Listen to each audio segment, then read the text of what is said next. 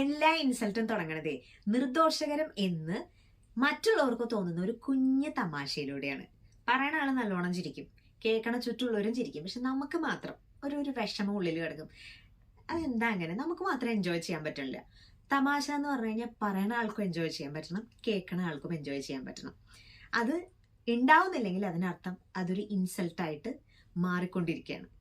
അത് പിന്നീട് ഒരു ലേബലായി മാറും. അവനല്ലെങ്കിൽ അങ്ങനെ തന്നെയാണല്ലോ, അവളെ കൊണ്ട് ഇത്രയ്ക്കേ പറ്റുള്ളൂ, നമുക്ക് അറിഞ്ഞൂടെ എന്നൊക്കെ പറഞ്ഞ് പറയുന്ന ആൾക്കാരും ചുറ്റിലുള്ള ആൾക്കാരും ചിരിക്കാൻ തുടങ്ങുമ്പോൾ നമ്മളൊരു വേദനയുടെ ചിരിയാ ചിരിക്കുക. എന്നിട്ട് നമ്മൾ അറിയാതെ പിന്നീട് അങ്ങോട്ട് വിശ്വസിച്ചും പോകും നമ്മളെ കൊണ്ട് ഇത്രയൊക്കെ പറ്റുള്ളൂ എന്ന്. അപ്പോൾ നമ്മളെ പ്രൊട്ടക്ട് ചെയ്യേണ്ടത് ആരുടെ ഡ്യൂട്ടിയാ? ആര് തമാശ പറഞ്ഞോട്ടെ, നമുക്കത് തമാശയായിട്ട് എടുക്കാൻ പറ്റുന്നില്ല എന്നുണ്ടെങ്കിൽ ആ ഓൺ ദി സ്പോട്ട് പറയാൻ ശ്രമിക്കുക. അല്ലെങ്കിൽ നെക്സ്റ്റ് ടൈം എങ്കിലും അതിനെതിരെ പറയാനുള്ളൊരു കറേജ് ഉണ്ടാക്കാൻ നിങ്ങൾ തീർച്ചയായിട്ടും മുന്നിട്ട് ഇറങ്ങണം. നമ്മളെ രക്ഷിക്കാൻ നമ്മുടെ സന്തോഷത്തിന്റെ ഉത്തരവാദിത്വം വേറെ ആർക്കുമല്ല, നമുക്ക് തന്നെയാണ്. കണക്ട് ചെയ്യാൻ പറ്റുന്നുണ്ടോ?